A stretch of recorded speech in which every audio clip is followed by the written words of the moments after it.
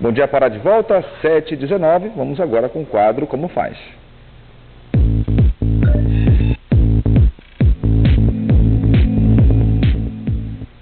Hoje o nosso quadro tira dúvidas e explica como é que funciona o processo de castração de animais. Vamos com o Lucas Trevisan, que está com o especialista e vai falar mais sobre esse assunto. Lucas. Oi, Márcio. Pois é, a gente vai tratar sobre esse assunto. É um assunto que gera muitos questionamentos, né? Principalmente aos tutores de animais, cães e gatos. Quando a gente fala sobre castração, muita gente acaba entrando nesse mérito do controle da natalidade, mas tem também questões relacionadas ao combate a doenças, tem muitos outros assuntos que têm a ver com a castração. E por esse motivo a gente vai conversar agora com a médica veterinária Betânia Davi. Ela vai explicar para a gente um pouquinho mais sobre esse tema, que é um tema que, como eu falei, gera muitos questionamentos, muitas dúvidas, né, doutora? Primeiro a gente começa falando sobre esse conhecimento, essa ideia geral da população de que se castrar é o controle de natalidade, de população de animais. Realmente mas tem muitas outras coisas que precisam ser pontuadas também, né? Bom dia. Bom dia. É importante frisar que não é só o controle reprodutivo. A castração, ela implica também tanto no bem-estar animal quanto na saúde pública. Então, no bem-estar animal, vamos ter o controle de natalidade, mas também a prevenção de diversas doenças da reprodução, como, por exemplo, tumores de mama, tumores venéreos, problemas de próstata que os cães podem ter também, assim como no ser humano. E isso tudo, a castração, ela previne. Então, ela é uma forma preventiva. E como bem-estar animal, a gente deve pautar ainda o abandono de animais, maus tratos, os agravos que esses animais podem causar, que é a mordedura, né, o ataque, até muitas vezes nem ataque, é uma defesa dele, é o ataque. E isso daí vai para os índices, né, de agravos que ocorrem no município. E quando a gente fala de família multiespécie, que é hoje que nós temos dentro do nosso cotidiano, então várias pessoas possuem animais na sua convivência, nós temos que ver que eles precisam ser cuidados assim como nós. Nós temos o nosso plano de saúde, nós vamos ao médico com regularidade, assim os animais também precisam de vacinas, de cuidados, e a castração ela faz parte de um desses cuidados, que não é só para o controle dessa população de animais, porque a pessoa pode pensar, meu animal mora sozinho comigo, então ele não precisa ser castrado. Não, mas ele pode ter doenças ao longo da vida que é devido à questão reprodutiva. Então, se não pretende cruzar, o animal deve ser castrado rapidamente. Doutora, existe alguma contraindicação no processo de castração?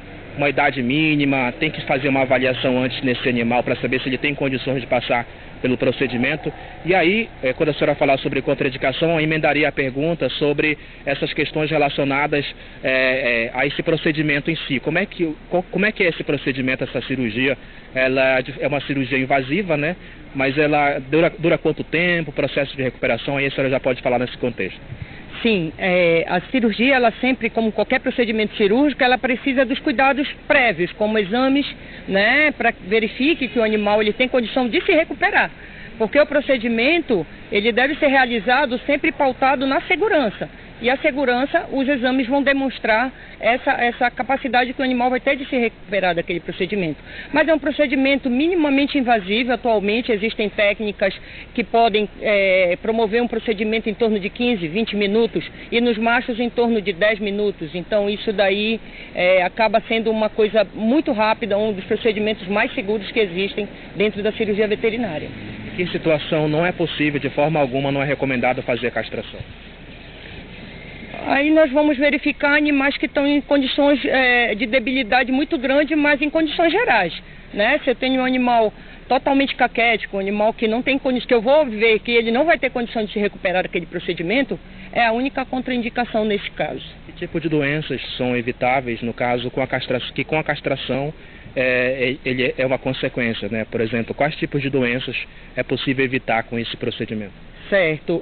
Dentro das doenças, principalmente da esfera reprodutiva, como tumores venéreos, tumores de mama, infecções uterinas, alterações de próstata, hérnias perineais, que a gente chama, que são devidos a alterações da próstata. Então, assim, são problemas secundários a essas alterações hormonais. E no próprio macho, a gente pode ter tumores de mama que são dependentes desse hormônio. Então, por isso que eles devem ser castrados, para evitar essa possibilidade. Esse procedimento, doutora, é oferecido também na rede pública de saúde? Sim, tanto no hospital público, veterinário da prefeitura, né? Algumas clínicas fazem um preço mais acessível e dentro da própria universidade. Nós temos o atendimento, né, onde dentro da universidade nós temos 2 programas, tanto o sistema normal, onde a pessoa é consultada, qualquer cidadão pode ir, e nós temos o projeto que é a medicina veterinária do coletivo, que promove essa castração para animais, tanto de abrigos quanto de pessoas com carência financeira. A senhora está falando da Universidade Federal Rural da Amazônia, né? Como é que as pessoas podem fazer para ter acesso a esse serviço? Nós temos o telefone do hospital, e que vai ser disponibilizado para a população, né, onde pode ser ligado e agendado a consulta para avaliação. Então o animal vai passar por uma avaliação para posteriormente ser agendado o procedimento dele. É um procedimento rápido, doutora, é invasivo, né, como eu falei agora há pouco, mas é rápido o processo de recuperação também? Sim, a gente considera que em 24 horas aquele animal já vai estar com as suas atividades normais. Então, assim, é até importante que a pessoa entenda que ele foi operado, porque ele não vai se lembrar disso. É a pessoa que tem que se lembrar, então vai ter que ter o cuidado de botar a roupinha, de evitar que ele faça esforço, porque no dia seguinte ele já está com a vida dele normal. Para que tudo isso aconteça, doutora, é necessário que se faça o acompanhamento médico periódico, né? É sempre importante estar levando o animalzinho para fazer esse acompanhamento, para que esse profissional de veterinária possa verificar que tipo de procedimento pode ser realizado, se é possível fazer de fato a cirurgia ou não. Então é bem importante que os tutores fiquem atentos aos sinais, né, para que se haja necessidade ou não dessa intervenção cirúrgica, né? Sim, normalmente a partir dos 3 a 4 meses de idade, após as vacinações, né, que são de rotina, já é orientado que a pessoa busque um profissional para fazer já os exames prévios ao procedimento cirúrgico. Então, se indica até cedo, a partir dessa idade juvenil. Mas se a pessoa quiser aguardar um pouco, ela pode, mas quanto mais breve, melhor para esse animalzinho. Do estúdio, Márcio tem uma pergunta, eu vou ouvir e vou passar para a senhora. Pode não, Márcio? Lucas, a pergunta era da Vânia, ela quer saber, reforçar, né, quais os exames necessários para o pré-operatório de castração de pet. Bom, a Vânia, nossa telespectadora, ela quer saber o seguinte: quais são esses exames necessários para esse pré-operatório, né? Existe uma bateria de exames que precisam ser feitos, quais são eles?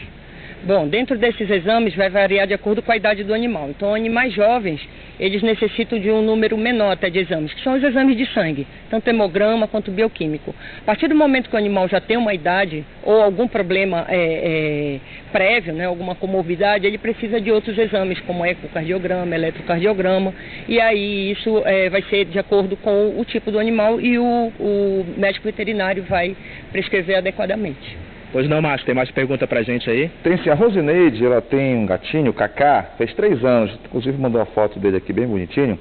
Ela pergunta como faz para castrar o gatinho de estimação. Eu aproveito e emendo a pergunta se há diferença, Lucas, entre castração de cachorro para castração de gato. A Rosineide tem um gatinho, o Cacá, que já apareceu na nossa tela lá, tem 3 aninhos. Ela quer saber como é que faz para ter acesso a esse procedimento. Tem restrição, inclusive, eu já tirei minha dúvida, tem restrição de idade mínima para se fazer? E se existe alguma diferença, né, em relação aos gatinhos, dos cães, né, são organismos evidentemente diferentes. Como é que a senhora pode contextualizar para a gente? Bom, a partir de 3 meses de idade já pode ser realizado, o que a gente chama de castração pediátrica, né?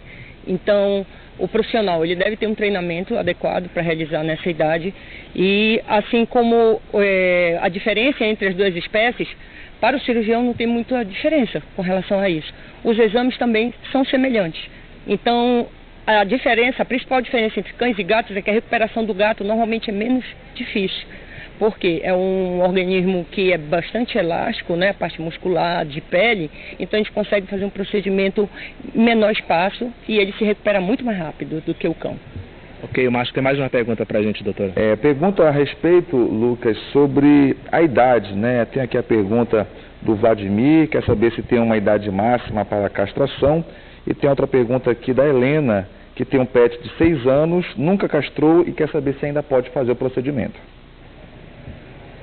Bom, agora há pouco a gente falou da idade mínima, existe uma idade máxima também para castrar o animal ou não? Também não existe porque tem animais que vão ter problemas reprodutivos com 13 anos, 14 anos, 15 anos. Então, assim, o que aumenta é o risco para esse paciente, né? Então, por isso que nós indicamos que seja feito dentro de uma idade jovem. Porque muitas vezes, não quero castrar, eu tenho medo de castrar por diversos motivos.